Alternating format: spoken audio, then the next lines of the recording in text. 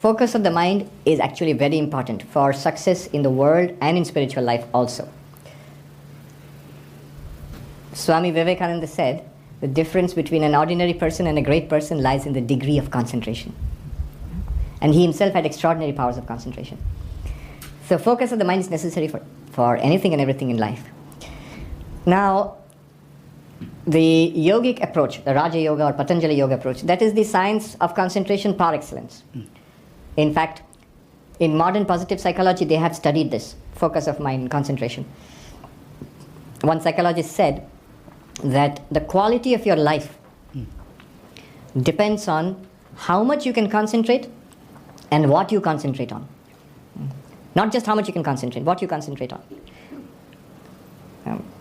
Actually, this lady who wrote the book, Rapt, R-A-P-T, Rapt, she's talking about a cancer patient who suffered a lot and decided that she would not keep her mind on suffering anymore because it's inevitable that suffering is going to come. Rather, she's going to devote her mind to her art or writing, I think. And as she learned to do that, she found the quality of her life became better. In fact, subjectively, she was happier than before cancer. So she says that what you think about. So am I thinking about my writing and art, or am I thinking about the pain and the cancer and the co-payments and so on? What am I thinking of? Where do I put my mind? And how much of the mind I can put on that? Milton said in Paradise Lost, the mind in its own place can make a heaven of hell and a hell of heaven. So it has been studied. A classic book in this regard is Mihai Csikszentmihalyi's Flow.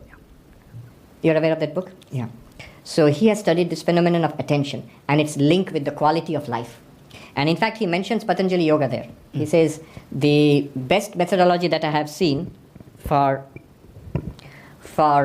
attainment of flow is in this ancient technique of Patanjali Yoga. Yeah. Am I audible to everybody? Yes. So that's one method by Patanjali Yoga. That's the method of concentration, where you train your mind to think of one thing and keep on excluding everything else, bringing your mind back to that thing again and again. And there's a whole science in it. In fact, Mihai Csikszentmihalyi, there he points it out, that it's basically a function of two things. One is the challenge posed by the environment, and other is your skill. He gives an example. Suppose you're playing tennis. When you begin to play tennis, it's a great thing just to return a serve. So all your energies and your concentration, focus, you're all aroused and ready to face the challenge. And if you're able to return the serve, that is, you attain flow there. Yeah. But that flow point, it's a match between the challenge and your skills. Your skill is exactly up to that level. But then this point of flow is dynamic. After some time, what happens is, if you keep just returning a serve, it becomes boring after some time because your skill has now exceeded the challenge. Now you need to up the challenge. So maybe you need to play a game. Then you maybe need to play a game against a good player, and so on. So this flow, focus, is a question of challenge and skill. Too much challenge, like in a workplace which is full of pressure, many people know in Manhattan it's like that. Then if your skill, your capacity is below the level of challenge, it leads to anxiety. Yeah. Uneasiness, anxiety, strain. If the challenge is way below your skills, it leads to boredom. If they're well balanced, at that point you get flow, focus, what you're asking. What does that mean practically? Practically what it means is that if you want focus and flow, you need to increase the challenge to meet your abilities. If the challenge is beyond your abilities, the environment is putting too much pressure on your abilities, then you need to break it down into smaller chunks and deal with it one at a time, a little bit at a time, manageable bits at a time. That's in principle. It's easier said than done. But there are other things to consider also in focus. One thing is, one thing which scatters our minds is self-interest. If I am in it for myself, if my idea is that I am in it for this particular person, then always I'll be tense. What have I gained? What have I lost? How much do I get out of this? I'm not relaxed anymore. Selfishness leads to a scattered mind.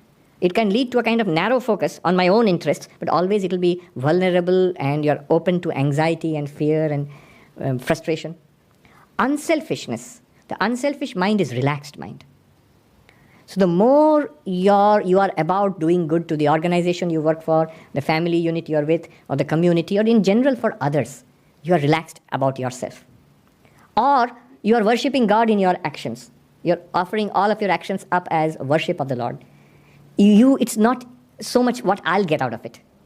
Swami Ranganathanandaji said, what is spirituality after all? Simplest definition of spirituality, most practical. He said, spirituality is, when I close my eyes, I find peace within. When I open my eyes, my attitude is, what can I do for you? With eyes open, what can I do for you? Here's the world, what can I give, what can I do? When I close my eyes, there is peace within. Our problem is just the opposite. That Swami, when I close my eyes, all sorts of disturbance within. All sorts of thoughts, restlessness within. And when I open my eyes, not what I can do for you, what can I get from you? So this is just the opposite of spirituality. This is worldliness. So unselfishness, to the extent that we can be unselfish, to that extent mind will be relaxed and better focused. The focus which comes out of selfishness is a narrow band focus, which leads to unpleasantness and tension and frustration. Another insight. Love leads to focus.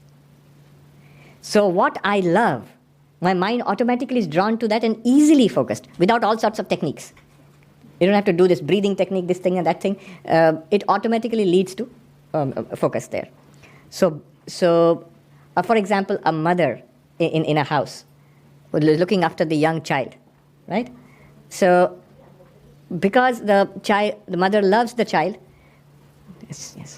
because the mother loves the child, all activities are done. She's cleaning, cooking, taking care of the child's homework, getting ready to take the child to school, and so on. All of that is being done, and yet the mind is focused on the child and the needs of the child, right? So love leads to focus. Bhakti, devotion to God, leads to focus automatically and easily, without effort, effortlessly so.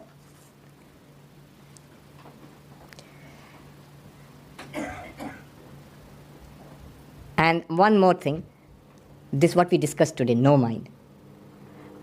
When you realize that you are that one existence consciousness bliss, and all of this world is your appearance, then the mind remains calm and steady, like the unflickering flame.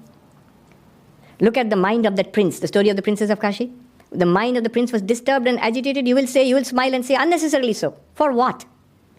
But that's exactly our condition. Unnecessarily so. For what? One Swami put it very funnily. He said, before we come to Advaita, our reaction to the world is, what?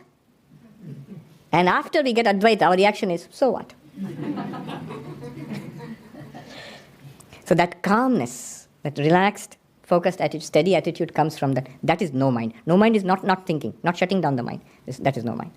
So these are some of the ways. If those who are discerning, you would have seen, I basically talked about Karma Yoga, Bhakti Yoga, Raja Yoga, and Jnana Yoga.